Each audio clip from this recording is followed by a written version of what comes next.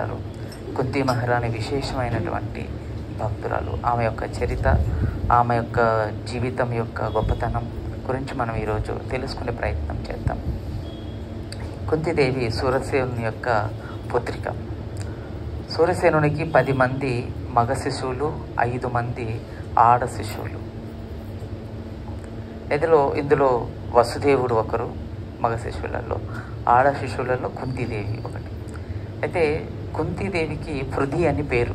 తన సూరసేన మహారాజు ఇచ్చినటువంటి నామధేయం అన్నమాట. అయితే కుంతిదేవిని కుంతిభోజుడు అనే రాజుకు ఇచ్చేశారనమాట, తీసుకెళ్ళిపోయారు. అతని దగ్గర పెరిగి పెద్దది అవ్వడం వల్ల ఆమెకు కుంతి అని పేరు రావడం జరిగింది. అయితే కుంతిదేవి చిన్నతనం నుంచి కూడా ఎంతో గొప్ప భక్తి భావం కలిగి ఉన్నటువంటి గొప్ప వ్యక్తి అనమాట. ఆమె యొక్క భక్తి భావన ఎంత గొప్పది అనేది మనకు చిన్నతనంలోనే తెలుస్తుంది.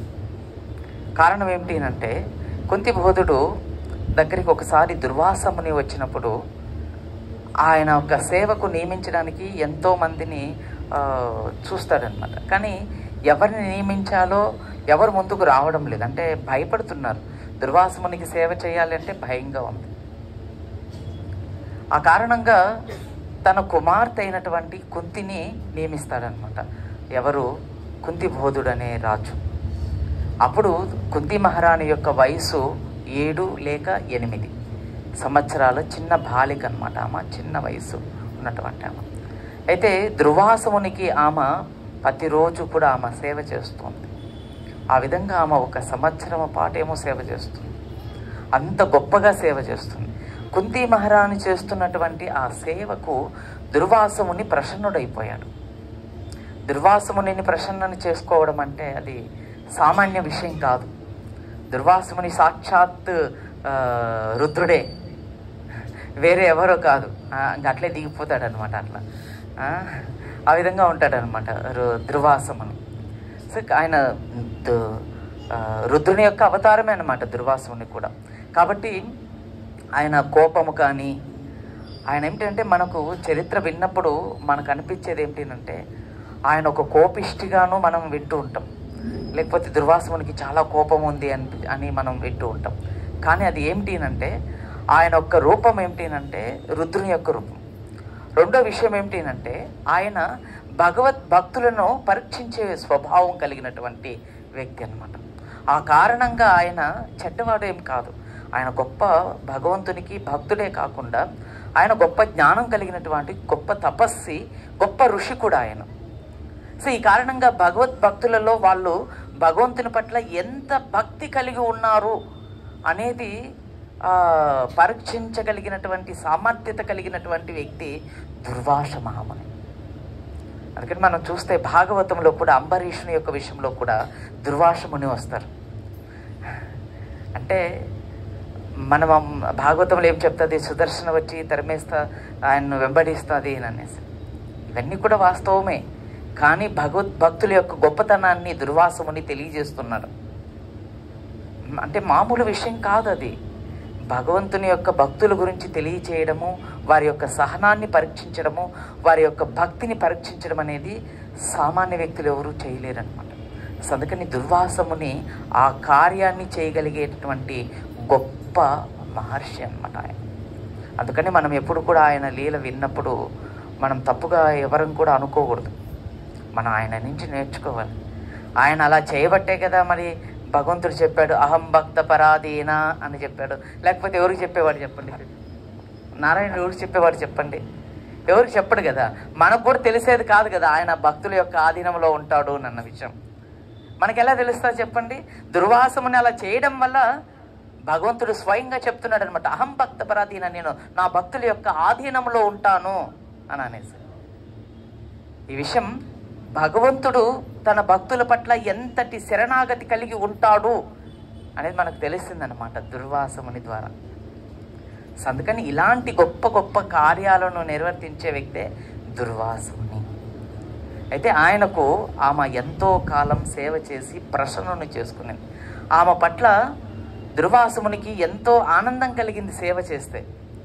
మనం ఏదైనా మహర్షులకు లేదా సాధు పుంగవులకు మన దగ్గరికి వచ్చినప్పుడు, లేదా మన ఆశ్రమానికి వచ్చినప్పుడు, లేదా మన ఇంటికి వచ్చినప్పుడు, అక్కడ కుర్చీలు వాళ్ళకు వచ్చినప్పుడు వారిని మనం ఎంతగానో సేవించి మన జన్మను సార్థకం చేసుకోవాలి. ఈరోజు మనకు సాధారణంగా ఒక బ్రాహ్మణుని గౌరవించడం, లేకపోతే ఒక సాధువును గౌరవించడం అనేది మనకు తెలియడం లేదు. మనకు అది తెలియని కారణంగా వారిలో ఉన్నటువంటి గొప్పతనం మనం తెలుసుకోలేకపోతున్నాం. కాబట్టి ఆ రోజుల్లో అటువంటి గొప్పతనము, అలాంటిది స్వభావం అనేది ఉండేది కనుక వాళ్ళు సాధువులు వచ్చినప్పుడు లేదా ఋషులు వచ్చినప్పుడు వాళ్ళు భక్తి శ్రద్ధలతో వారిని సేవించి జన్మను సార్థక చేసుకునేవారు అనమాట. సాధువులు ఊరికే రారు మన ఇంటికి. వాళ్ళు ఎందుకు వస్తారు అంటే మనల్ని ఉద్ధరించే నిమిత్తమే వాళ్ళు మన దగ్గరికి వస్తారు. ఇప్పుడు రామాయణంలో విశ్వామిత్ర మహర్షి దశరథ మహారాజు దగ్గరికి అయోధ్యకు వచ్చాడు. దేని కారణంగా వచ్చాడండి?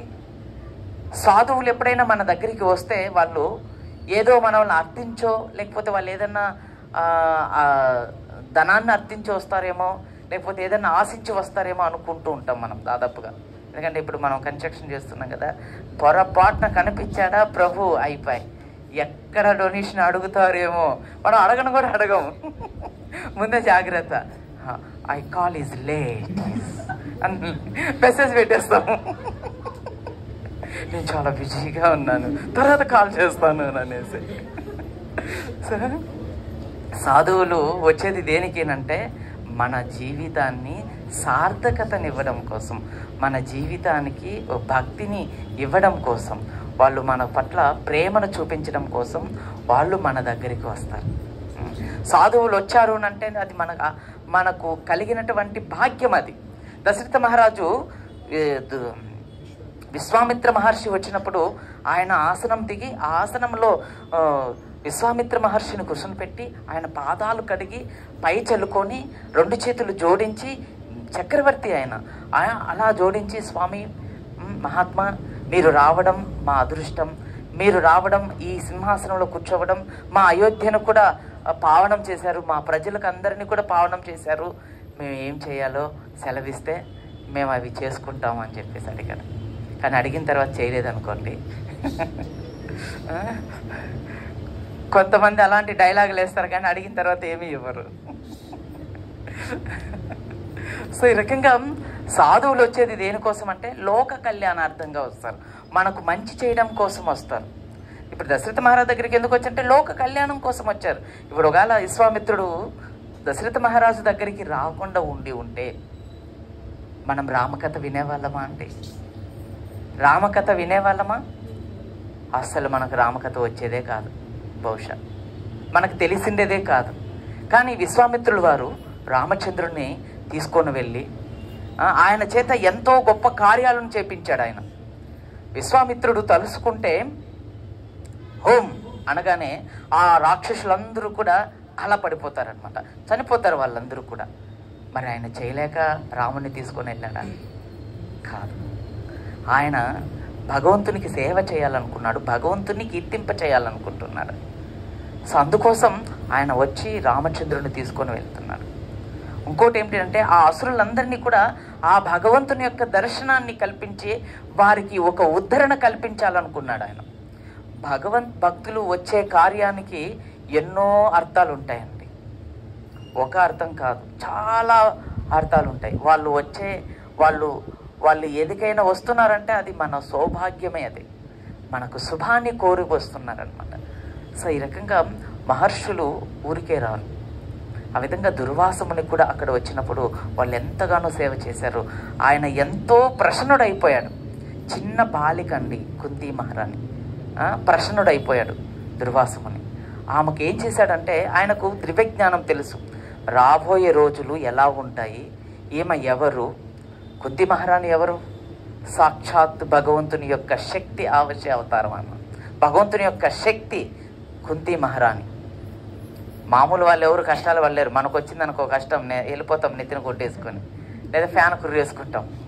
కానీ వాళ్ళు భగవంతుని యొక్క భక్తులు, అందుకని వాళ్ళు మనకు చూపిస్తున్నారు ఇలా ఎన్ని వచ్చినా మనం ఇలా నిలబడుకోవాలి అని. వాళ్ళు మనకు ఒక ఉదాహరణ భరోసా పలుకుతున్నారనమాట వాళ్ళు. వాస్తవానికి మనం అర్థం చేసుకోవాలి ఆ విషయాన్ని. ఎందుకంటే మనం భాగవతం, మహాభారతం, రామాయణం సాధువుల దగ్గర నుంచి వినము.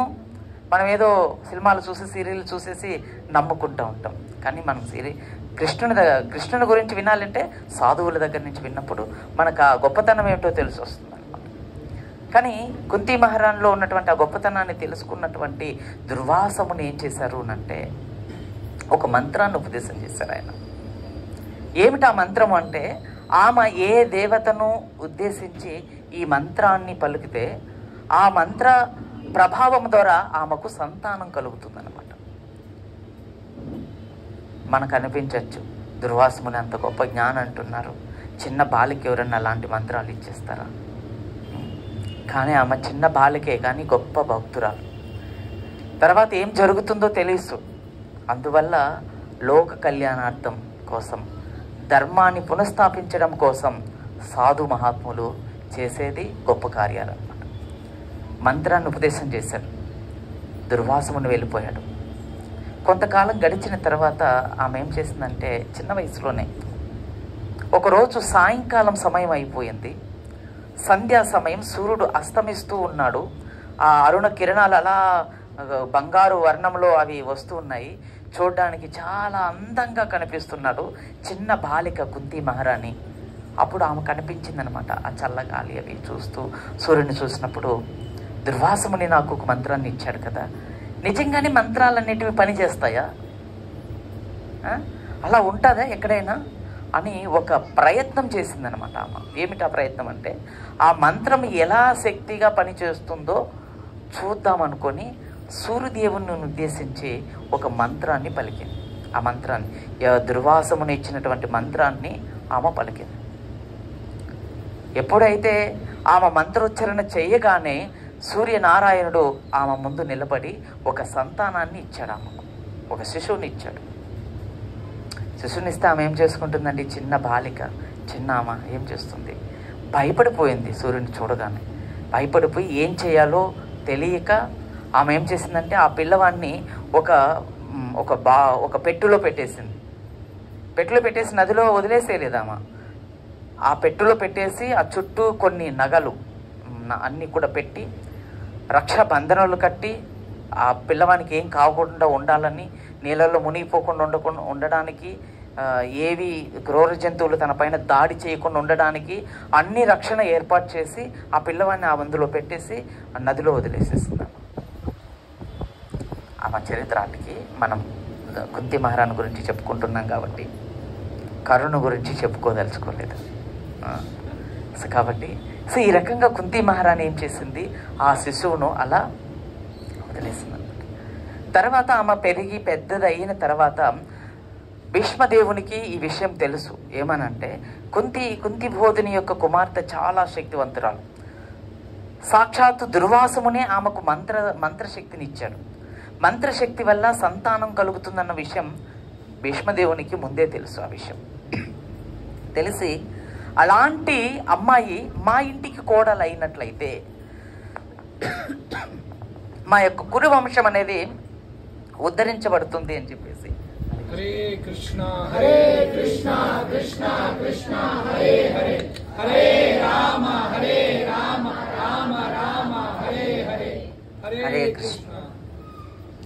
భీష్మదేవులు వారు ఏమన్నా అనుకున్నారంటే, కుంతి కానీ మన ఇంటికి కానీ కోడలు అయినట్లయితే మన కురువంశం అనేది బాగుంటుంది అనే ఆలోచనతో కుంతి మహారాణిని వివాహానికి నిశ్చయం చేసుకున్నారనమాట. కుంతి మహారాణి అయితే వివాహం చేసుకొని పాండురాజుకు తిరిగి వచ్చిన తర్వాత వచ్చిన కొంత సమయంలోనే ఆయన యుద్ధానికి వెళ్ళవలసి వచ్చింది. పాండురాజు యుద్ధానికి వెళ్ళిపోయాడు అనమాట. వెళ్ళిపోయి చాలా కాలం తర్వాత, అంటే ఒక కొద్ది రోజుల తర్వాత తిరిగి మళ్ళీ వచ్చాడు. తిరిగి వచ్చేటప్పుడు ఆయన ఒంటరిగా రాలేదు, మరొక అమ్మాయిని వివాహం చేసుకొని వచ్చాడు. మాత్రి అనే ఒక అమ్మాయిని వివాహం చేసుకొని వచ్చాడు. కుంతి మహారాణి పాపం, ఆమెకు వివాహం అయింది, మొదటి రోజు కూడా భర్తతో కలిసి లేదు కుంతి మహారాణి. ఆ రోజే ఆయన యుద్ధానికి వెళ్ళిపోవాల్సి వచ్చింది. కనీసం తనతో కూర్చొని అలా మాట్లాడే అవకాశం కూడా పాండురాజుకు లేకపోయింది. అయితే మాత్రితో వచ్చిన తర్వాత కుంతి మహారాణి మాత్రిని పాండురాజుని ఇద్దరిని కూడా ఆహ్వానించి ఆమె లోనికి పిలుస్తుంది అనమాట.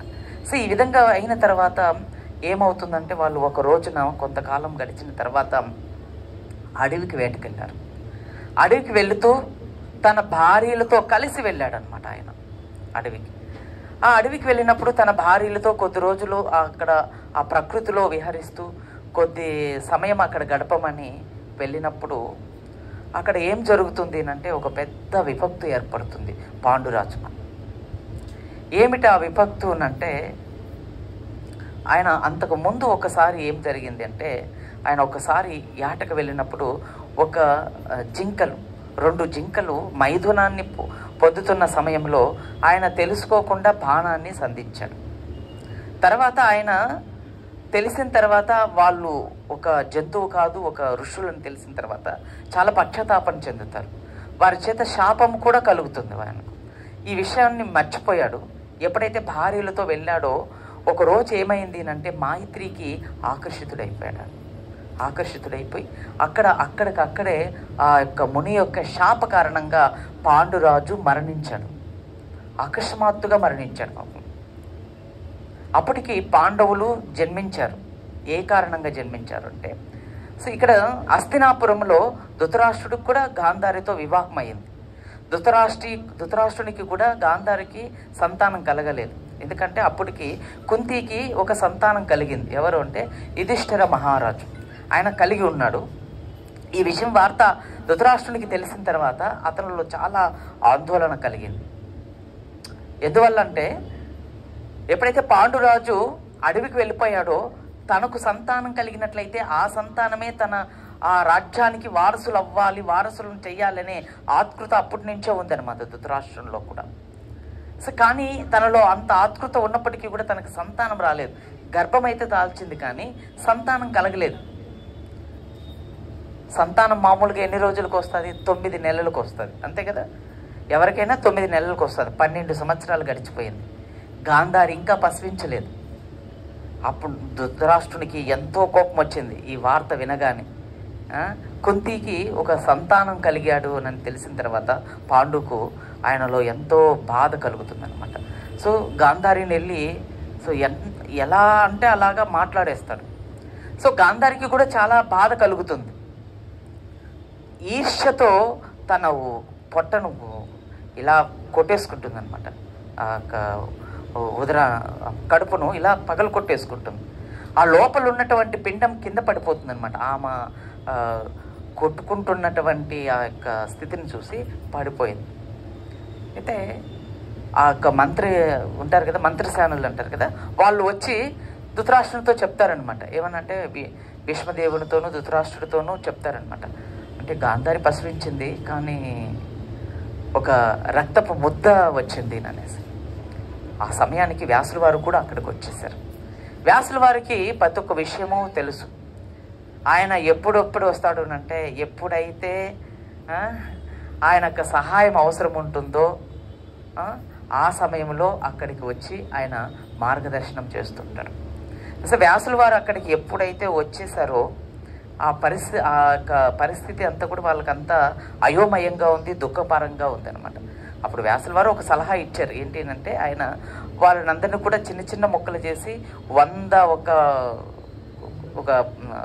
ఒక బిందుల్లాగా దాంట్లో పెట్టేసేసి ఆయన మంత్రశక్తి చేత వారిని సంతానం కలుగుతుందని చెప్పి మంత్రాచరణం చేసి ఆయన వెళ్ళిపోయారనమాట. ఆ విధంగా వాళ్ళు 100 మంది సంతానం కలుగుతారు. ఒక అమ్మాయి కూడా కలుగుతుంది, దుశ్శల అనే ఒక అమ్మాయి కూడా కలుగుతారు. ఈ విధంగా ధృతరాష్ట్రునికి సంతానం కలుగుతారు. ఇక్కడ ధృతరాష్ట్రునికి మొదటి సంతానం దుర్యోధనుడు. అక్కడ కుంతీదేవికి 2వ సంతానం భీమసేనుల వారు. వాయుదేవుని యొక్క అనుగ్రహం చేత భీమసేనుల వారు జన్మించారు కుంతికి.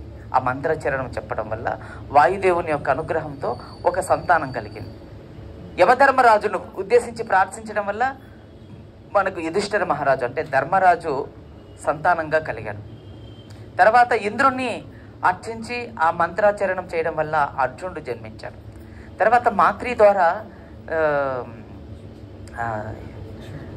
అశ్వనీ కుమారులైనటువంటి వైద్యులు వారిని ఉద్దేశించి మంత్రాచరణం చేయడం వల్ల నకుల సహదేవులు ఇద్దరు కూడా జన్మించారు. జన్మించినటువంటి కొద్ది రోజుల్లోనే పాండురాజు కూడా మరణించారు. ఇక్కడ పాండవులు పూర్తిగా ఎలా అయిపోయారంటే అడవిలో ఒక ఎవరు దిక్కులేనటువంటి పరిస్థితిలో ఉన్నారు. ఆమె చూస్తే ఒక స్త్రీలు ఏం చేయగలుగుతారండి? అవునా కదా, స్త్రీ కదా ఆమె. అడవిలో ఉండేది, ఊర్లో, రాజ్యంలో కూడా కాదు. ఒకవేళ రాజ్యంలో ఉండి భర్త చనిపోయాడు అనుకోండి, ఇరుగు పొరుగు వాళ్ళు ఉంటారు, సపోర్ట్ చేస్తారు, మేమున్నాం మీరేం బాధపడకండి అని ధైర్యం చెప్తారు. కానీ అడవిలో తన భర్త చనిపోయాడు, పిల్లలంతా కూడా ఒక 5-6 సంవత్సరాలు ఉన్నటువంటి చిన్న పిల్లవాళ్ళు అనమాట పాండవులందరూ కూడా. ఈ విషయం తెలిసినటువంటి విదురుల వారు, భీష్మదేవుడు విదురుని పంపించి కుంతి మహారాణిని పాండవులను హస్తినాపురానికి తీసుకొని వస్తారు. వాస్తవానికి హస్తినాపురానికి యువరాణి వచ్చేసి కుంతి మహారాణి ఆమె. కానీ వారు పరిత్యజించి ఆశ్రమానికి వెళ్ళారు. ఆ కారణంగా మా భర్త పరిత్యజించి ఆశ్రమానికి వెళ్ళారు కాబట్టి మాకు ఆ ఆస్తి పట్ల కానీ ఆ సంపదల పట్ల కానీ ఎట్టి ఆలోచన కూడా కుంతి మహారాణికి లేదన్నమాట. వాస్తవానికి ఆమెకు ఎటువంటి ఆలోచన కూడా లేదు. ఆస్తి కావాలని, సంపద కావాలన్న ఆలోచన కూడా కుంతీదేవికి లేదు. ఎప్పుడైతే హస్తినాపురానికి తీసుకొని వచ్చారో అక్కడ ఉన్నటువంటి 100 మంది కౌరవ ధృతరాష్ట్రుని యొక్క పుత్రులు, వాళ్ళనందరినీ కూడా కౌరవులు అని పిలువబడ్డారు. పాండురాజుకు కలిగినటువంటి సంతానాన్ని అంతా కూడా పాండవులుగా వాళ్ళు పిలువబడ్డారు. వాస్తవానికి కురువంశీయులు అంటే 105 మంది అనమాట. కురువంశీయులు 105 మంది. కానీ వీళ్ళు ఏం చేశారు, కురువంశీయులు 100 మంది అని చెప్పి ప్రకటించుకున్నారు. మన ధృతరాష్ట్రుడు ప్రకటించుకున్నాడు అనమాట, 100 మందే కౌరవులే కురువంశానికి వారసులు అన్నట్లు అప్పటి నుంచే జరుగుతుందన్నమాట ఆ విషయం. అయితే అక్కడికి వచ్చిన తర్వాత ఎటువంటి ఆదరణ కుంతి మహారాణికి ఇవ్వలేదు. అక్కడ కూడా కుంతి మహారాణి ఎలా గడుపుతోంది అంటే సాధారణమైనటువంటి జీవనం మాత్రమే కుంతి మహారాణి గడుపుతోంది. తన మహారాణిలాగా ఎప్పుడూ ఆలోచన చేయలేదు. తన యొక్క పుత్రులు ప్రయోజకులైతే చాలు అని చెప్పి కృష్ణుణ్ణి ప్రార్థిస్తూ నిరంతరం కూడా ఆమె కృష్ణుని యొక్క స్మరణలో ఉంటూ నిరంతరం కూడా కృష్ణుణ్ణే అర్థిస్తూ కుంతి మహారాణి గడుపుతోంది. అలా సమయం ఉన్నప్పుడు పాండవులు కూడా పెరిగి కొంచెం పెద్ద అవుతూ ఉండగా అసూయతో దుర్యోధనుడు ఏం చేశాడు అంటే అన్నంలో విషం కలిపారు. అన్నం తింటున్నటువంటి ఆహారంలో విషాన్ని పెట్టారనమాట. విషాన్ని పెట్టి భీమసేనుల వారిని చంపేయాలని నిర్ణయం తీసుకున్నారు. కానీ భగవంతుని యొక్క అనుగ్రహం చేత పాండవులు భీమసేనుల వారు బ్రతికారు. తర్వాత వాళ్ళు విద్యలు అవన్నీ కూడా నేర్చుకున్నారు, చక్కగా మంచి ప్రయోజకులు అయ్యారు. హస్తినాపురానికి యువరాజు కూడా అయ్యాడు మన యుధిష్ఠిర మహారాజు. కానీ ఎప్పుడైతే హస్తినాపురానికి యుధిష్ఠిర మహారాజు యువరాజుగా అయ్యాడో లోకమంతా కూడా సస్యశ్యామలంగా మారిపోయిందనమాట. వర్షాలు పడటం, పంటలు రావడం, ప్రజలలో సంతోషం, ఆనందం అన్నీ కూడా చక్కగా పండుతున్నాయన్నమాట. ఏ విధమైనటువంటి ఇబ్బందులు ఆ ప్రాంతంలో లేవన్నమాట. ఇది భగవంతుని యొక్క భక్తులు పరిపాలించే విధానం ఇలా ఉంటుంది. ఈ సమయంలో ఏం జరిగిందంటే ఏ విధంగా అయినా సరే ఈ హస్తినాపురాన్ని దక్కించుకోవాలనేసి దుర్యోధనుడు ఆలోచన చేస్తూ ఉన్నాడు. ఒక సమయంలో వాళ్ళు చేస్తున్నటువంటి కొన్ని కుట్రలు, వారి యొక్క స్వభావపు పౌరుషమైనటువంటి మాటలు అవన్నీ కూడా మనసును గుచ్చివేస్తూ ఉంటే ఒకరోజు అనుకోకుండా ఏమైంది అంటే వారణాసికి వెళ్ళాల్సి వచ్చింది. యుధిష్ఠిర మహారాజుకు వారణాసికి వెళ్ళడానికి నిర్ణయం తీసుకున్నాడు. కారణం ఏమిటంటే ఆయనకు తెలియకేం నిర్ణయం తీసుకోలేదు వారణాసికి వెళ్ళాలనే విషయం. వారణాసికి వెళ్ళాలనే విషయం యుధిష్ఠిర మహారాజే నిర్ణయం తీసుకున్నాడు. దుర్యోధను యొక్క స్వభావాన్ని చూస్తూ, అతని యొక్క ప్రవర్తన చూస్తుంటే రోజు రోజుకు కూడా చాలా దుష్ప్రభావన కలిగిపోతుంది అనమాట. సో కాబట్టి మనం ఇక్కడ ఉండడం కంటే అలా వెళ్ళిపోవడం మంచిది అన్న విషయం ఆయన నిర్ణయించుకొని వారణాసికి వెళ్ళిపోయారు. వారణాసికి ఎందుకు వెళ్ళారంటే తన తండ్రికి అక్కడ దర్పణాలు అర్పించాలని, అక్కడ అర్పిస్తే శుభాలు జరుగుతాయనే ఒక ఉద్దేశంతో అక్కడికి ఆ కారణం చేత అక్కడికి వెళ్ళిపోయారు. కారణం అయితే అది కానే కాదు. కారణం ఏమిటి అంటే ఈ యొక్క దుర్మార్గుడైనటువంటి దుర్యోధనుడు చేస్తున్నటువంటి దుష్కార్యాలను గురించి, వాని యొక్క స్వభావాన్ని గురించి తెలుసుకోవాలనే ఉద్దేశంతో ఆయన వెళ్ళిపోయారు. అక్కడికి వెళ్ళిన తర్వాత వాళ్ళు ఎంత పన్నాగం చేశారంటే దుర్యోధనుడు, శకుని, కర్ణుడు ఎంత గొప్ప పన్నాగం చేశారంటే లక్షాగృహాన్ని నిర్మాణం చేశారు పాండవుల కోసం. కారణం ఏమిటంటే ఆ లక్షాగృహంలో పాండవులు, కుంతీదేవి అందులో పడి చనిపోయినట్లయితే రాజ్యం ఇంకా వారికే దక్కుతుంది, సుఖంగా ఉండొచ్చు అనే ఉద్దేశంతో దుర్యోధనుడు, శకుని ఈ యొక్క ఆలోచన చేశారనమాట. సో అక్కడికి వెళ్ళారు. వాళ్ళు అక్కడ వెళ్ళేటప్పటికి విదురుల వారు ఏం చేశారంటే వార్త పంపించేశారు. విదురుడు వెంటనే చెప్పేశాడనమాట, పంపించి ఏమని చెప్పారంటే, మీరు అక్కడ మీకోసం లక్షాగృహాన్ని నిర్మాణం చేశాడు దుర్యోధనుడు. కేవలం మిమ్మల్ని అందరినీ కూడా లక్షాగృహంలో నిద్రపోతున్నటువంటి సమయంలో నిప్పు పెట్టి మిమ్మల్ని అందరినీ కూడా చంపేయాలనుకున్నారు. కాబట్టి మీరు ఆ లక్షాగృహం నుంచి రాత్రికి రాత్రే మీరు బయటపడిపోండి, మీరు అక్కడి నుంచి బయటపడండి అని చెప్పి విదురుల వారు పంపించారు వార్త. ఎప్పుడైతే యుధిష్ఠిర మహారాజు దగ్గరికి ఈ వార్త వెళ్ళిందో వెంటనే యుధిష్ఠిర మహారాజు ఆ లక్షాగృహంలో ఒక్క నిమిషం కూడా లేడు. అక్కడి నుంచి పాండవులు కుంతి మహారాణితో కలిసి వాళ్ళు బయటపడిపోయారు. వాళ్ళు వెళ్ళిపోయినా ఎప్పటికో వాళ్ళు లక్షాగృహాన్ని తగలబెట్టారు.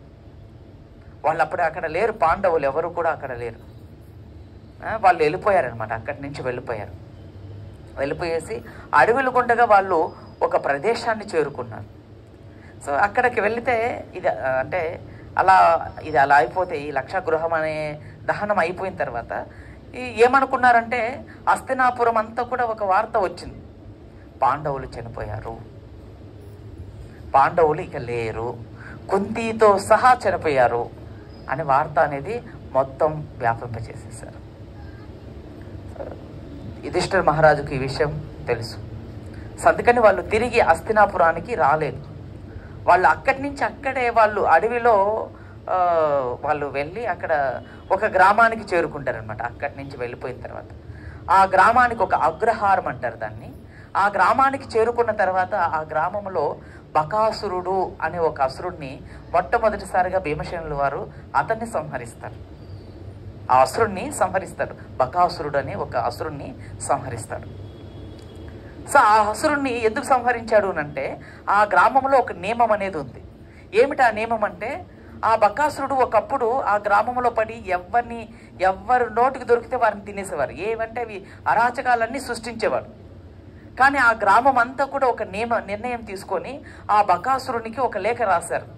ఓ బకాసురా, మేమందరం ఒక నిర్ణయం చేస్తున్నాం, నీకు మేము ఆహారాన్ని సమకూరుస్తాం, నువ్వు ఈ విధంగా నీచంగా ప్రవర్తించకుండా ఒక క్రమపద్ధతిగా మీకు ఆహారాన్ని మేము అందిస్తాం, ఆ విధంగా నువ్వు అంగీకరించినట్లయితే.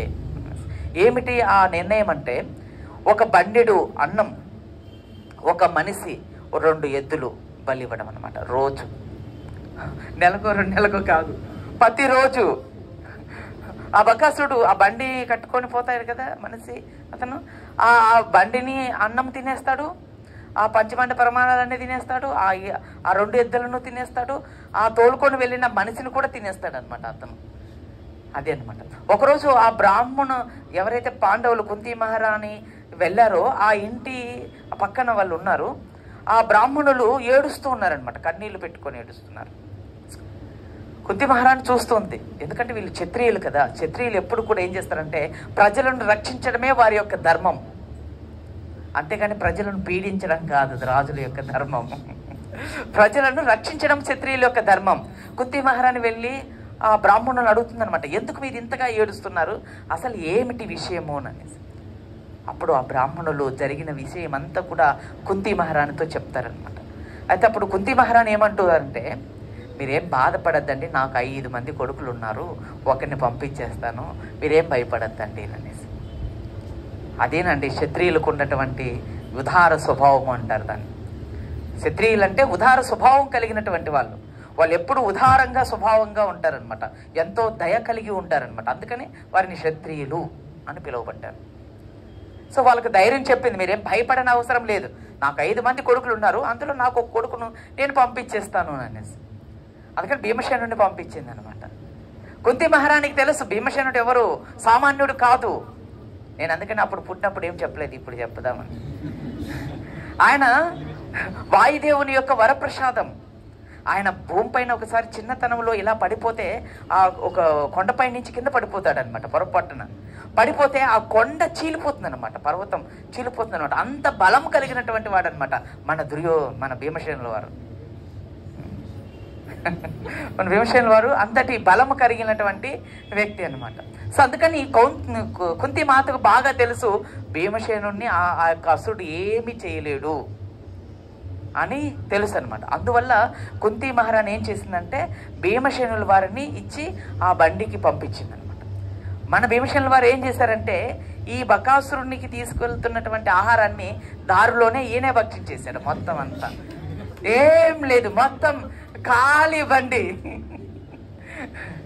తీసుకొని వెళ్ళిపోయాడు అనమాట. వెళ్ళేసి ఆ రాక్షసునికి చాలా ఆగ్రహం కలిగింది. ఎంత ఆగ్రహం కలిగిందంటే, ఓరి మూర్ఖుడా, ఎంత పని చేసావు, నాకు ఏర్పాటు చేసినటువంటి ఆహారాన్ని నువ్వు తింటావా, చూడు నీవు ఈరోజు నా చేతిలో బలి అయిపోతుంది, నేను నిన్ను తినేస్తాను అనేసి.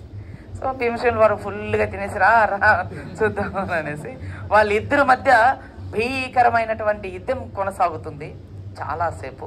అలా జరిగిన తర్వాత ఒక గుద్దుతో భీమసేనుల వారు ఆ బకాసురుడు అనే ఒక రాక్షసుడిని సంహరించాడు అనమాట. ఆ గ్రామానికి పేడ విడగడైపోయింది అనమాట పూర్తిగా.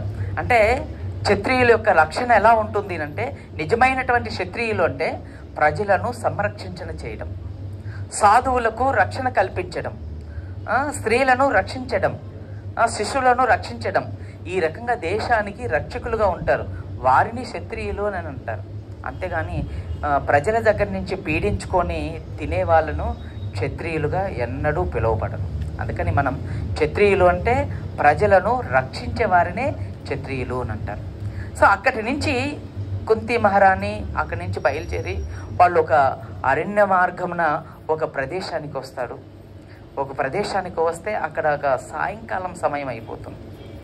సో ఆ ప్రదేశం ఏమిటి అంటే, అక్కడ నర మాంసం తినే రాక్షసులు నివసించే ప్రదేశం అనమాట. అక్కడికి వస్తారనమాట.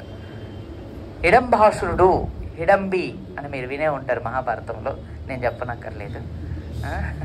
సో అక్కడికి వచ్చి ఆ హిడంబాసురుడు ఈ పాండవులను తినేయాలనుకుంటాడు పాపం.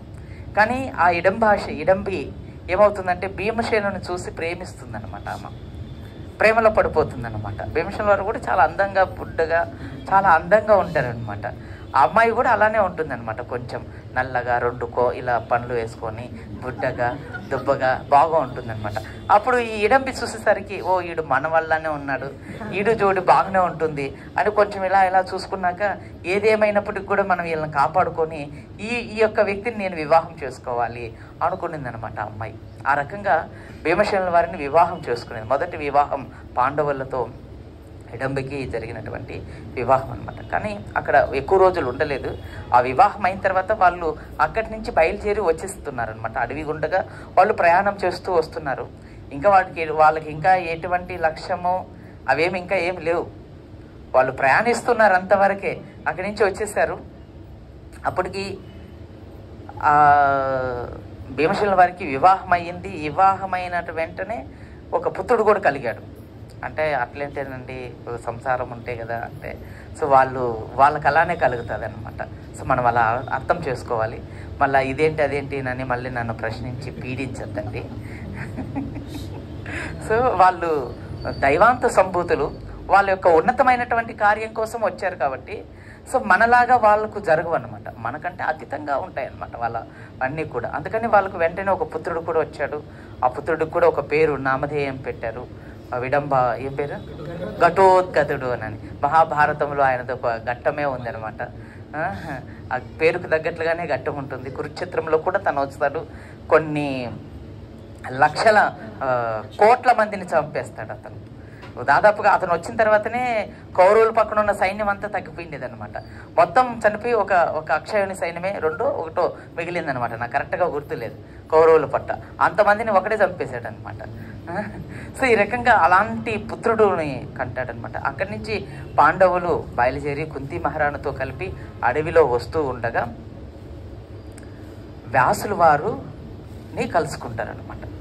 సో వ్యాసుల వారిని ఎప్పుడైతే కలుసుకున్నారో వ్యాసుల వారు ఏం చేస్తారు అంటే వారికి మళ్ళీ ఆదేశాన్ని ఇస్తారు.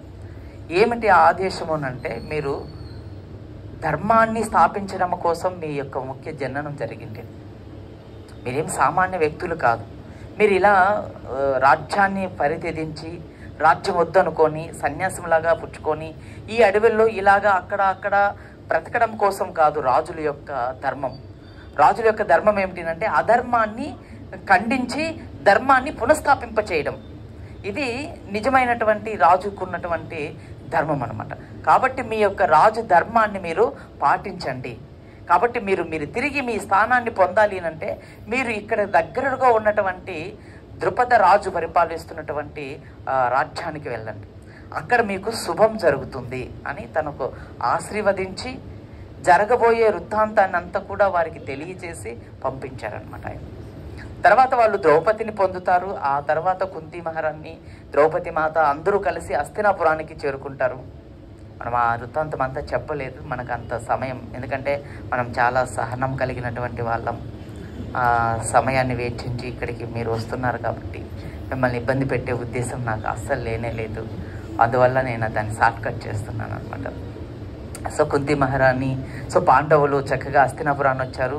తర్వాత వాళ్ళకు రాజ్య విషయంలో ఇంద్రప్రస్థం ఒక ప్రదేశాన్ని ఏర్పాటు చేసుకున్నారు. ఇంద్రప్రస్థాన్ని చక్కగా నిర్మించుకున్నారు. ఇంద్రప్రస్థం కూడా వాళ్ళు ఓపెన్ చేసేసారనమాట. రాజసూ యజ్ఞం చేశారు. రాజసూ యజ్ఞం అయిన తర్వాత సో రాజసూ యజ్ఞానికి దుర్యోధనుడు తర్వాత వారందరూ కూడా ఆ కుటుంబానికి సంబంధించిన వాళ్ళందరూ కూడా ఆ ఇంద్రప్రస్థానికి వెళ్ళిపోయారు. సో అక్కడ చూశారు. ఆ వైభవం అంతా చూసిన తర్వాత చాలా ఆనందం కలిగింది. ఎంతో కాలం తర్వాత పాండవులు అంతటి వైభవాన్ని అంతటి సౌఖ్యాన్ని పొందడం అనేది చూశారనమాట. సో పాండవులకు ఎటువంటి రాజ్యాన్ని ఇవ్వలేదు కౌరవులు. వాళ్ళు ఇచ్చింది ఒక ప్రదేశం అన్నమాట. ఆ ప్రదేశంలో ఒక మంచి రాజ్యాన్ని ఏర్పాటు చేసుకున్నారు పాండవులు. సో ఈ ఇంద్రప్రస్థాన్ని కూడా ఎలా నిర్మించుకున్నారు అంటే కాండవ వనము అని చెప్పేసి ఆ ఒక వనాన్ని కాల్చేశారనమాట. ఎవరు అంటే కృష్ణుడు, అర్జునుడు వెళ్ళి కాల్చేశారు. ఆ కాల్చినప్పుడు అగ్నిదేవునికి సహాయం చేయడం కోసం ఆ వనాన్ని కాల్చాల్సి వచ్చింది. అగ్నిదేవుడు దర్శనమిచ్చి వారికి కొన్ని ఆయుధాలను, రథాలను, కొన్ని అన్నీ కూడా ఇచ్చారనమాట. ఇవంతా ఏమిటి మహాభారతంలో మీరు ఈ విధంగా విన్నప్పుడు ఏమనిపిస్తుంది అంటే ఒక కథలా అనిపిస్తుంది. కానీ అగ్నిదేవుడు ఇచ్చినటువంటి ఉద్దేశం ఏమిటి రాబోయే కురుక్షేత్రంలో ఇవన్నీ కూడా ఉపయోగపడడం కోసం, అర్జునునికి పాండవులైనటువంటి గొప్ప భక్తులకు సహాయం చేయడం కోసం ఈ యొక్క ఒక లీల అనేది జరిగింది. మనం ఎప్పుడైనా మహాభారతం చర్చించుకున్నప్పుడు మనం దాని విషయాల గురించి మనం లోతుగా చర్చించుకుందాం. సో ఆ కాండవ పక్షంలో నివాసం చేస్తున్నటువంటి మయుడు అనే ఒక రాక్షసుడు అందులోనే ఉన్నాడు. తక్షకుడు అనే ఒక సర్పం కూడా అందులోనే ఉంది. సో ఈ విధంగా ఈ మయుడు ఏం చేశాడు అంటే తన ప్రాణరక్షణ కోసం అర్జునుడిని శరణాగతి పొందాడు. అర్జునుడు తన ప్రాణాలను బ్రతికించాడు. సో వెళ్ళిపోయాడు అనమాట.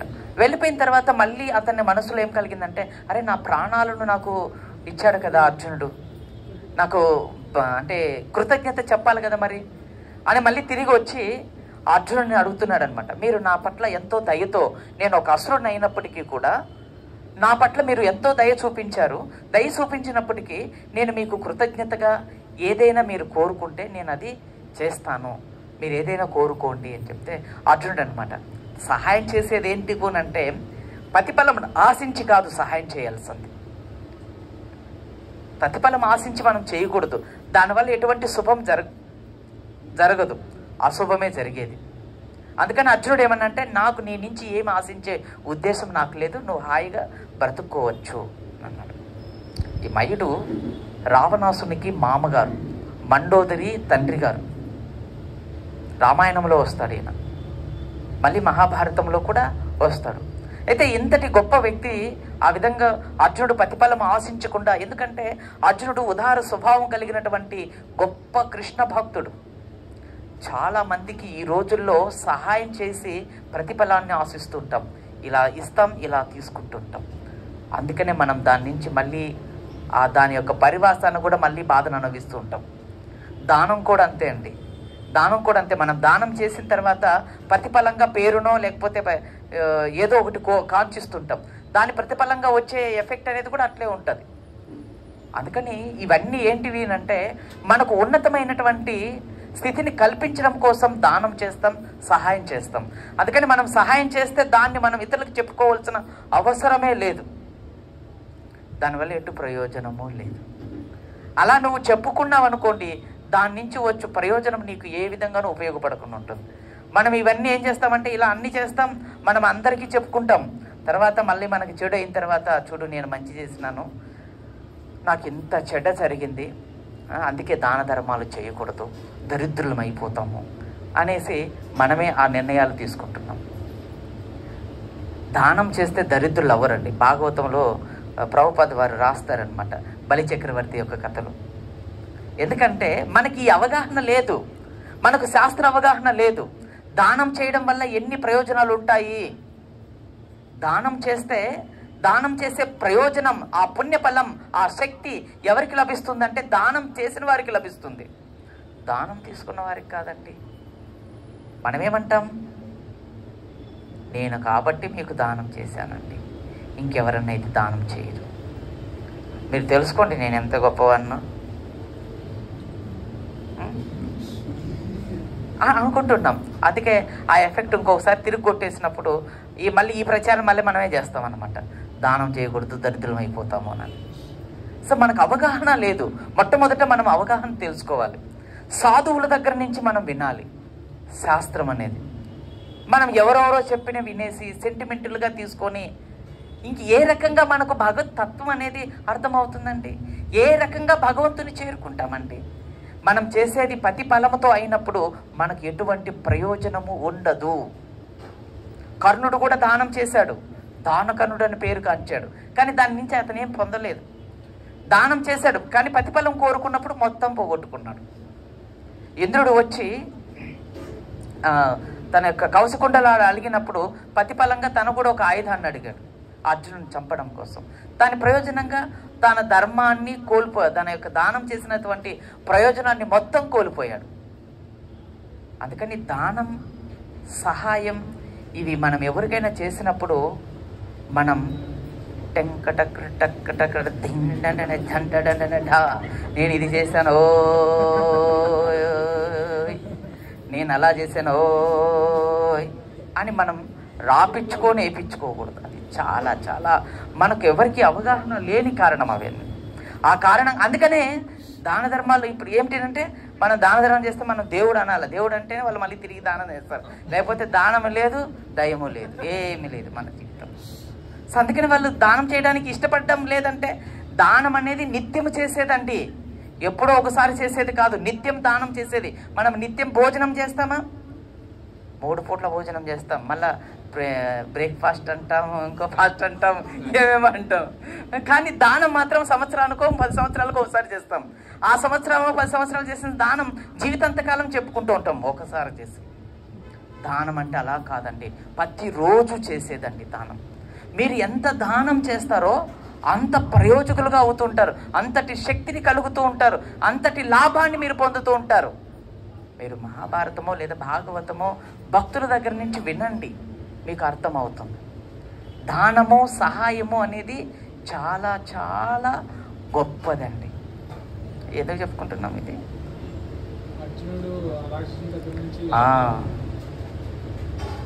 చూడండి అర్జునుడు అందుకనే భగవంతుని యొక్క భక్తుడు కనుక తన నుంచి ఎటువంటి ఆశ కోరుకోలేదు. నాకేమవద్దు, నువ్వు రక్షించమన్నావు, రక్షించనంతే. కానీ మళ్ళీ కృష్ణుడి దగ్గరికి వెళ్ళాడనమాట ఆ మయాసురుడు. లేదు స్వామి, నేను ఏదైనా చేయాలనుకుంటున్నాను, ఏం చేయమంటారు? మీరు పరమాత్ముడు కదా, మీకు తెలియనివి ఏమీ లేవు, నేను ఏదో ఒకటి చేయాలి. ఎందుకంటే నాకు ఉపకారం చేసినటువంటి వారికి నేను కూడా ఉపకారం చేయాలి. అలా చేసినట్లయితే నా మనసుకు సంతోషం కలుగుతుంది. అని మయుడు అడిగితే అప్పుడు కృష్ణుడు చెప్పాడనమాట, పాండవులు రాజ్యాన్ని నిర్మిస్తున్నారు ఇక్కడ, ఆ రాజ్యానికి వాళ్ళు రాజ్యసభను కావాలి, ఆ రాజ్యసభ నువ్వు నిర్మించు అని చెప్తే, మహాభారతంలో కృష్ణుడు ఆ విధంగా చెప్తే అప్పుడు ఆ మయుడు అనే వ్యక్తి ఎక్కడో హిమాలయాల్లో ఒక పెద్ద సభను ఏర్పాటు చేసుకొని, ఒక అందమైనటువంటి సభను అది తీసుకొని ఇంద్రప్రస్థానికి వస్తాడనమాట, అక్కడ పెడతాడనమాట. సో అందువల్ల ఆ సభ అనేది చాలా గొప్పది. అంటే ఇంద్ర సభ కంటే అంత గొప్పదేం కాదు, పై లోకాల్లో కూడా ఇంద్రుడిది, కుబేరుడిది, తర్వాత యక్ష, ఇంకా చాలా మందిది కూడా ఇంతకంటే కూడా గొప్ప అద్భుతమైనటువంటి సభలు ఉన్నాయి. కానీ ఇక్కడ మాత్రం ఆ సభను చూసి అంత గొప్పగా నిర్మాణం చేశారనమాట. సో ఈ విధంగా అతను కృతజ్ఞతగా తనకు ధన్యవాదాలు తెలియజేయడం కోసం, తనకు సహాయం చేసినటువంటి వారికి కృతజ్ఞత ఇవ్వడం కోసం అని చెప్పి ఆ యొక్క సభను నిర్మించి ఇచ్చాడనమాట. ఆ మయుడు అనే ఒక ఆ అసురుడు కృష్ణునికి, పాండవులకి ఇచ్చాడనమాట ఆ బహుమతిగా. సో ఇది చూసినటువంటి దుర్యోధనుడు, వారి యొక్క అనుచరులు, దుర్యోధనునికి ముఖ్యంగా చాలా బాధ కలిగిపోయింది. రాజసూయ యజ్ఞం అయిపోయిన తర్వాత తిరిగి హస్తినాపురానికి వెళ్ళిపోయాడు దుర్యోధనుడు. వెళ్ళిపోయిన తర్వాత గదిలోకి వెళ్ళి తలుపు వేసేసుకొని బయటికి రానే లేదు మనోడు. అక్కడే లోపల కుమ్ములి వాళ్ళకి ఎట్లా వచ్చేసింది అంత రాజ్యం అని చెప్పేసి లోపలే అన్నిటినీ గుద్దుకుంటూ కూర్చున్నాడు అనమాట. పాపం ఏం చేయలేదు, ఏం చేస్తాం, కొన్ని ఫెస్టేషన్స్ ఉంటాయి, మనం వ్యక్తపరచలేము. గదిలో వేసుకొని అవన్నీ మనం బయటికి తెచ్చుకుంటాం, లోపల బయటికి చేయలేము, గది లోపల చేస్తుంటాం అనమాట. దుర్యోధనుడు కూడా అలాంటి కేటగిరీ అనమాట. తర్వాత ఏదో విధంగా ఆ పాండవుల దగ్గర నుంచి ఆ ఇంద్రప్రస్థాన్ని లాక్కునేసి పాండవులను అడవికి పంపించేశారు. కుంతి మహారాణితో సహా అందరూ కూడా అడవిలో ఉంటున్నారనమాట. చూడండి, కుంతి మహారాణి అనేక రకాలు తన పిల్లలతో కలిసి కష్టాలు తీసుకుంటుందన్నమాట. సో కృష్ణుణ్ణి అడుగుతుందన్నమాట, నమో పంకజ నాభాయ, నమో పంకజమాలిని, నమో పంకజ నేత్రాయ, నమస్తే పంకజాంగ్రే. ఏ కృష్ణ కరుణా సింధు దీనబాంధు జగత్పతి, గోపేశ గోపికా కాంత రాధా కాంత నమోస్తుతే. సో కుంతి మహారాణి కృష్ణుని యొక్క ప్రార్థనలు శ్రీమద్ భాగవతంలో వస్తుంది. ఆమె యొక్క ప్రార్థనలు ఈ రోజుకి కూడా శ్రీ బాలాజీకి, తిరుమల బాలాజీకి చాలా చాలా ఇష్టమైనటువంటి ప్రార్థనలు. ఈ రోజు కూడా ఆయనకి నిద్ర లేపిన తర్వాత కుంతి మహారాణి యొక్క ప్రార్థనలను వినిపిస్తారన్నమాట. మనం కూడా ప్రతిరోజు కూడా కుంతీదేవి యొక్క ప్రార్థనలు చేయడం వల్ల కృష్ణుని పట్ల మనకు భక్తి కలుగుతుంది. సో అందుకని కుంతి మహారాణి తన యొక్క పిల్లలను రక్షించమని, తన వారిని రక్షించమని భగవంతుని కోరుకుంటుంది. తర్వాత తిరిగి వాళ్ళకు రాజ్యం లభిస్తుంది. కురుక్షేత్రం అనే గొప్ప సంగ్రామం జరుగుతుంది. మనకు సమయం లేదని మీకు అలా చెప్పేస్తున్నాను, ఎందుకంటే 10 అయిపోయినా అయిపోదన్నమాట. అందుకని వెంటనే కురుక్షేత్రం కూడా ఫినిష్ చేసేసాను. మీరేం ఫీల్ అవ్వకండి, మళ్ళీ ఎప్పుడైనా చెప్పుకుందాం. సో కురుక్షేత్రం అయిపోయింది. యుధిష్ఠిర మహారాజుకు పట్టాభిషేకం కూడా అయిపోయింది. చక్కగా ఆ రాజ్యం యుధిష్ఠిర మహారాజు పరిపాలిస్తున్నాడు. కృష్ణుడు ఏమనుకున్నాడు, తను తిరిగి ద్వారకా నగరానికి ప్రయాణం అయిపోయాడు. ఎప్పుడైతే కృష్ణుడు ద్వారకా నగరానికి ప్రయాణం అయిపోయాడో కుంతి మహారాణికి ఈ విషయం తెలిసి పరిగెత్తుకుంటూ వచ్చేసింది అనమాట. పరిగెత్తుకుంటూ వచ్చి, కృష్ణ నువ్వు మమ్మల్ని వదిలి వెళ్ళిపోతున్నావా? మాకు విపత్తులు అంటే కష్టాలు కలిగినప్పుడు నువ్వు మాతోనే ఉన్నావు, మాకు సుఖాలు, రాజ్యం అవన్నీ సంక్రమించిన తర్వాత మమ్మల్ని వదిలి నువ్వు ఎలా వెళ్ళిపోతావు? అందుకని ఆమె ఒక శ్లోకంలో ప్రార్థిస్తుంది అనమాట కుంతి మహారాణి, నాకు ఈ విపత్తులు పదే మాకు కలుగుగాక. ఎందుకంటే ఈ విభక్తులు కలగడం వల్ల మేము ఎల్లప్పుడూ కూడా నిన్నే స్మరించుకుంటూ ఉంటాం, నువ్వు మా దగ్గరే ఉంటావు. కాబట్టి ఓ కృష్ణ మాకు ఎల్లప్పుడూ కూడా విభక్తులు కలగనిమ్ము అని కోరుకుంటుందన్నమాట. సో ఈ రకంగా కృష్ణుడు ద్వారకాకు వెళ్ళిపోయిన తర్వాత కొద్ది రోజుల తర్వాత అర్జునుడు కూడా తన సఖుడైనటువంటి కృష్ణుడిని చూడాలి అనే ఒక ఆతృతలో ఇతను కూడా ద్వారకాకు వెళ్తాడు. కొంతకాలం గడిచిన తర్వాత, చాలా కాలం అయిపోతుంది. మనం పోయిన వారం ధృతరాష్ట్రుని యొక్క చరిత్రను విని ఉన్నాం. అయిన తర్వాత తిరిగి అర్జునుడు హస్తినాపురానికి వస్తాడనమాట. కృష్ణుడు ఎప్పుడైతే అర్జునుడు హస్తినాపురానికి వచ్చాడో అర్జునుడి యొక్క ముఖం అందహీనంగా మారిపోయింది. ఏమి జరిగింది అంటే అప్పటికే మన యొక్క యుధిష్ఠిర మహారాజుకు చెడు సకినాలు అనేటివి కనిపిస్తూ ఉన్నాయి. ఏదో చెడు జరగబోతుంది. రాత్రిపూట నక్కలు అరుస్తున్నాయి, కుక్కలు అన్నీ మరుగుతున్నాయి, గుడ్ల గోపులు వచ్చి అరుస్తున్నాయి, అన్ని చెడు అన్నీ కూడా కనిపిస్తూ ఉన్నాయి అన్నమాట. అందుకని యుధిష్ఠిర మహారాజు భీమసేనుల వారిని పిలిచి, నాయన భీమసేన ఇలారా, ఏదో జరగబోతుంది, కృష్ణుడు తన లీలను పూర్తి చేయబోతున్నాడు. అందుకని ఇవన్నీ ఈ విభక్తి అంతా, ఈ ప్రకృతి అంతా కూడా వ్యతిరేకించి మనకు సూచనలు కనిపిస్తుంది. మనం ఇంకా జాగృతులమై వెంటనే మనం భగవంతుని మార్గాన్ని మనం చేరుకోవాలి, వెళ్ళిపోవాలి అనేసి యుధిష్ఠిర మహారాజు అర్జునుడు రాక మునిపే, కృష్ణుడు పరంపధామాన్ని లీల పూర్తి చేశాడనే విషయం తెలియక మునిపే భీమసేనుల వారితో ఈ విషయాన్ని చర్చించి నిర్ణయం అయిపోయిందనమాట. అప్పుడే యుధిష్ఠిర మహారాజుకు ముందే తెలుసు ఆ జరుగుతున్నటువంటి ఆ ప్రకృతిలో కనిపించే ఆ వాతావరణాన్ని అంతా చూసి ఆయన ముందే హెచ్చరించేసుకున్నాడు ఈ విషయం. కృష్ణుడు ఈ లీలలను పూర్తి చేశాడు, అందుకనే ఈరోజు ఇవన్నీ ఇలా జరగడానికి కారణమన్నీ కూడా ఇవే అని చెప్పేసి. అంతలోనే అలా జరుగుతున్నటువంటి సమయంలోనే అర్జునుడు ద్వారకా నుంచి తిరిగి హస్తినాపురానికి వచ్చాడు. హస్తినాపురానికి వస్తే మనం భాగవతంలో వింటే అవి చాలా శ్లోకాలు వస్తాయి. ఒక్కొక్క శ్లోకంలో అర్జునుడిని యుధిష్ఠిర మహారాజు అడుగుతాడు. ఎన్ని విషయాలు అడుగుతారంటే, అర్జున ఎందుకు నీవు ఇంత ఈ విధంగా మారిపోయినావు, ఎందుకు ఇంత విధంగా దుఃఖిస్తున్నావు? అర్జునుడు ముఖంలో అందం లేదు, ఉత్సాహం లేదు, పూర్తిగా నిస్సహాయుడైపోయి ఉన్నాడనమాట. దారి మధ్యలో ఎవరైనా నిన్ను ఓడించారా? బలహీనులు ఎవరైనా నిన్ను అవమానించారా? లేదా ఒక అధర్మమైనటువంటి ఒక స్త్రీతో సాంగత్యం ఏమైనా చేసావా? మరి ఏ కారణంగా నీవు ఈ విధంగా ఉన్నావు? ఎందుకు నువ్వు ఈ విధంగా బాధపడుతున్నావు అర్జున అని అడిగినప్పుడు అర్జునుడికి నోటి నుంచి మాటలు రావడం లేదు, కంఠం గగ్గర పలుకుతుంది, కళ్ళ నుంచి నీళ్లు వచ్చేస్తున్నాయి, విషయం చెప్పలేకపోతున్నాడు, స్పృహ తప్పి కింద పడిపోతున్నాడు. తన మిత్రుడైనటువంటి, శ్రేయోభిలాష అయినటువంటి, తన ప్రాణ స్నేహితుడైనటువంటి భగవంతుడు కృష్ణుడు, దేవాతి దేవుడు ఈ భౌతిక జగత్తును వదిలిపెట్టి వెళ్ళిపోయాడు అన్న విషయం అర్జునుడు నోటి నుంచి రాలేకపోతుందన్నమాట. ఆ విషయం చెప్పడానికి ఆయన నోట్లో మాట రావడం లేదు, ఎంతో ప్రయత్నం చేస్తున్నారు. తర్వాత కొద్ది నిమిషాల తర్వాత ఆయన దుఃఖాన్ని అలా దిగమింగుకొని అర్జునుడు యుధిష్ఠిర మహారాజుతో చెప్తున్నాడు అనమాట, మన యొక్క కృష్ణుడు, మన యొక్క శ్రేయోభిలాషి, మన ఆరాధ దైవమైనటువంటి భగవంతుడు తన లీలలను పూర్తి చేసి ఆయన సుధామానికి వెళ్ళిపోయాడు. ఇంతేనండి. ఈ మాట ఎప్పుడైతే అర్జునుడి నుంచి విన్నాడో యుధిష్ఠిర మహారాజు తన తలపైన ఉన్నటువంటి కిరీటాన్ని తీసి ఇలా కింద పెట్టేశాడు. పక్కనే దూరంగా ఉన్నటువంటి కుంతీ మహారాణి ఈ విషయం వినేంది. కృష్ణుడు పరంపదాన్ని వదిలి, ఇక్కడ భౌతిక లోకాన్ని వదిలి తన సుధామమైనటువంటి వైకుంఠానికి వెళ్ళిపోయాడు, పరంధామానికి చేరుకున్నాడు అని కుంతీ మహారాణి దూరం నుంచే ఈ మాట వినగానే ఆమె ఏం చేసింది తెలుసా? కృష్ణుడు వెళ్ళిపోయాడు, హే కృష్ణ అనే ఆ పదం విన్న వెంటనే కుంతీ మహారాణి కింద పడిపోయింది అనమాట. పాండవులు తన శరీరాల మీద ఉన్నటువంటి ఆభరణాలన్నీ కూడా తీసేశారు. కేవలము కోపినాలు మాత్రమే ధరించారండి, కేవలం కోపినాలు మాత్రమే ధరించారు. ఆఖరికి సిక్క కూడా విప్పేశారండి, దాని ముడి కూడా తీసేశారు.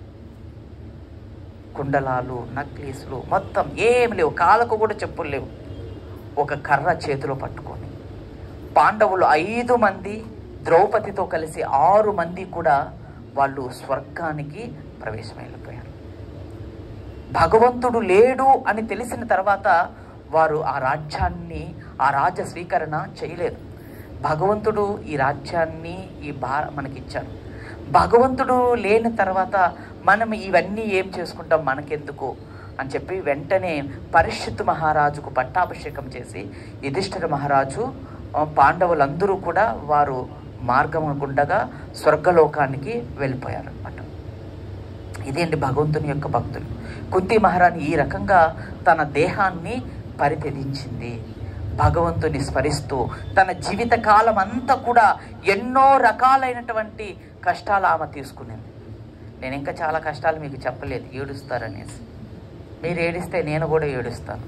మనం ఇద్దరం ఏడిస్తే కథ ఎవరో చెప్తారు. అందుకని నేను కూడా ఆ కష్టమైనవి ఏవి చెప్పుకోలేదు. సో కాబట్టి కుంతి మహారాణి అంతటి గొప్ప భక్తురాలు. సో భగవంతుని అనన్యమైనటువంటి ప్రార్థనలు చేసినటువంటిది. అందుకని మీరు ఆ పుస్తకాన్ని మీరు చదవండి. మీరు రోజు కూడా కృష్ణుణ్ణి ఆ ఉద్దేశంతో ఆ విధంగా ప్రార్థన మనం చేయడం వల్ల ఆ భగవంతుని పట్ల మనకు భక్తి కలుగుతుంది. భక్తి అనేది చాలా ప్రధానమైనటువంటిది. భక్తియే ప్రధానమైనటువంటిది. అందుకని కుంతి మహారాణి ఇక్కడ భగవంతుణ్ణి కోరుకున్నది ఏమిటంటే చివరగా కూడా ప్రతిసారి కూడా మాకు విపత్తు కలగాలి. ఆ విపత్తు ద్వారా మేము పదే పదే మిమ్మలను స్మరిస్తూ ఉంటాం, సేవించుకుంటాం కృష్ణ.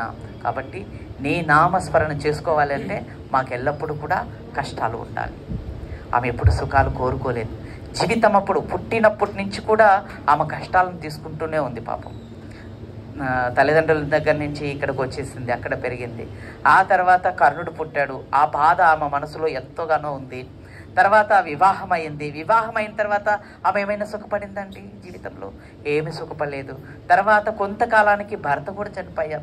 తర్వాత ఆ పిల్లలు, చిన్న పిల్లలను తీసుకొని హస్తినాపురానికి వస్తే తన బంధువులైనటువంటి వాళ్ళు ఆదరించవలసినటువంటి వాళ్ళు కూడా ఎవరు కూడా తనను ఆదరించలేదు. తనకు సరైనటువంటి ఏవి కూడా వసతినివ్వలేదు. ఆఖరికి తన పిల్లలను చంపేయాలనుకున్నారు, కుటుంబాన్నే కాల్చి చంపేయాలనుకున్నారు. ఇన్ని తెలిసినప్పటికీ కూడా మళ్ళీ అదే కుటుంబంలో ఆమె వాళ్ళను గౌరవిస్తూ వాళ్ళతో కలిసి ఉన్నారు. అంటే ఎంతటి ఉదార స్వభావం అండి. ఆ విధంగా కేవలం భగవంతుని యొక్క భక్తులు మాత్రమే ఉండగలుగుతారండి. ఎప్పుడు కూడా అన్ని విపత్తులు కలిగినప్పటికీ కూడా కుంతి మహారాణి కౌరవులకు నష్టం జరగాలని ఏ రోజు కూడా అనుకోలేదు. యుధిష్ఠిర మహారాజు కూడా అన్ని విపత్తులు కల్పించారు కదా పాండవులకు. ఎన్ని రకాలుగా విపత్తు కల్పించారంటే వాళ్ళు హస్తినాపురాన్ని వదిలేసి అడవిలో ఉన్నప్పటికీ కూడా అక్కడ కూడా వాళ్ళు పరీక్షించడానికి దుర్యోధనుడు, దుశ్శాసనుడు, శకుని, కర్ణుడు అందరూ వచ్చారు పాండవులకు కష్టాన్ని కలిగించాలని. అక్కడ కూడా చిత్రరథుడు అనే ఒక గంధర్వుని చేతిలో చిక్కుపడి వాళ్ళు ఇబ్బందులు పడుతూ ఉంటే ఆ సమయంలో కూడా మన యుధిష్ఠిర మహారాజు, అర్జునుడు, భీముడు వెళ్ళి ఇడిపించుకొని వచ్చారు. కానీ అన్ని విపత్తు చేసినప్పటికీ కూడా యుధిష్ఠిర మహారాజు వాళ్ళ పట్ల మంచి ప్రేమ కలిగి ఉన్నాడు. అందుకని ఆయనకు అజాత శత్రువు. ఆయనకు ఎటువంటి శత్రువులు లేరు. అంటే ఆయన పట్ల ఎవరైనా శత్రుత్వం పెంచుకోవచ్చు, ఈయనకు మాత్రం ఎవరి పట్ల శత్రుత్వం అనేదే లేకుండా ఉన్నటువంటి వ్యక్తి. వాళ్ళు తీసుకున్నన్ని కష్టాలు ఎవ్వరమి తీసుకోలేదండి. అందుకని మనం ఈ కథ సారాంశం ఏమిటి, మన జీవితంలో కూడా ఎన్నో రకాలైనటువంటి కష్టాలు కలుగుతూ ఉన్నాయి. కానీ మనం వాటినన్నిటినీ కూడా ఇలాగ మహాభారతం, రామాయణం ఇలాంటి కథల ద్వారా మన యొక్క కష్టాల నుంచి మనం బయట పడడానికి ప్రార్థనలు చేసుకోవాలి తప్ప మనం విడాకులు తీసుకోకూడదు. తప్పది. అది మన సంప్రదాయం కాదు, మన సంస్కారం కూడా కాదు. హత్య చేసుకోవడం కూడా సంస్కారం కాదు, అది కూడా మన సంప్రదాయం కాదు. మన సంప్రదాయం ఏమిటి భగవంతుణ్ణి ఆశ్రయించడం. సో కుంతి మహారాణి చూడండి ఎన్ని కష్టాలు. ఒక స్త్రీ, ఎవరైనా కుంతి మహారాణి పొందినటువంటి కష్టం ఒకరోజు ఎవరైనా పొందారండి? మీలో ఎవరైనా ఉన్నారో చేతులు ఎత్తండి, మేము వారికి నమస్కారం చేసుకుంటాం. ఎవ్వరం లేవండి. కానీ మనం మళ్ళీ రోజు కష్టమో కష్టమో కష్టమో అంటూ ఉంటాం. మనకు అసలు కష్టాలే లేవండి. మనం కష్టం వస్తే అసలు ఉంటున్నామా? తిరగబడుతున్నాం కదా. అప్పుడు జైలు లేవు కేసు పెట్టడానికి, పోలీస్ స్టేషన్స్ లేవు. కానీ ఇప్పుడు మాట్లాడితే పోలీస్ స్టేషన్, కోర్టు వ్యవహారాలకు వెళ్తున్నాం. కాబట్టి మనం అందరం అర్థం చేసుకోవాలి, కుంతి మహారాణి లాగా మనం భగవంతుని ప్రార్థించి మన యొక్క జీవితాన్ని సఫలీకృతం చేసుకోవాలి. భగవంతుని యొక్క భక్తియుక్త సేవలో మనం నిమగ్నం అవ్వాలి. ఇదే మానవ జన్మకు పరమార్థం అన్నమాట. భగవంతుని స్మరించడం, భగవంతుని ఎల్లప్పుడూ కూడా కీర్తించడం. హరే కృష్ణ హరే కృష్ణ కృష్ణ కృష్ణ హరే హరే, హరే రామ రామ రామ హరే హరే. సో ఈ రకంగా ప్రతిరోజు కూడా భగవన్నామం చేయడం ఇది చాలా చాలా అవసరం. ప్రతిరోజు కూడా జపం చేయడం, భగవంతుని స్మరించడం, భగవద్గీత భాగవతాన్ని చదవడం, వినడం అనేది తప్పనిసరిగా మనం చేయడం వల్ల మనకు ఆధ్యాత్మిక శక్తి వల్ల మనం ఈ భౌతికమైనటువంటి దుఃఖం నుంచి మనం రక్షించబడుతూ ఉంటాం. హరే కృష్ణ. ఎవరికైనా ఏమైనా ప్రశ్నలు లేవా? సో ఈరోజు ఏకాదశి, ఏ పేరు, యోగిని ఈరోజు ఏకాదశి కాబట్టి మీకు ఎవరికి ప్రసాదం లేదు. మీరు మమ్మల్ని క్షమించాలి. మీరేం బాధపడద్దండి, అల్పాహారం మాత్రమే పిలిచేస్తాం. కొద్దిగా ప్రసాదం, ఏకాదశి ప్రసాదం. ఏకాదశి రోజున ధాన్యం తీసుకోకూడదు కాబట్టి మేము ఏకాదశికి సంబంధించినటువంటి కొన్ని ప్రసాదాలు చేసాం. అవి కూడా మీరు ఈరోజు ప్రీతితో స్వీకరించి మమ్మల్ని ఆశీర్వదించండి. కాబట్టి అలానే మన మందిరం త్వరగా పూర్తి అవ్వాలని, మన స్వామికి చక్కటి సేవలు జరగాలని మన భగవంతుని ప్రార్థిద్దాం. సహకారం వచ్చి త్వరగా పూర్తి చేసుకుందామని. హరే కృష్ణ హరే కృష్ణ కృష్ణ కృష్ణ హరే హరే, హరే రామ రామ రామ హరే హరే, హరే కృష్ణ కృష్ణ కృష్ణ హరే హరే, హరే రామ రామ రామ హరే హరే, హరే కృష్ణ కృష్ణ కృష్ణ హరే హరే, హరే రామ రామ రామ హరే హరే. రేపు వారం నుంచి దర్శనం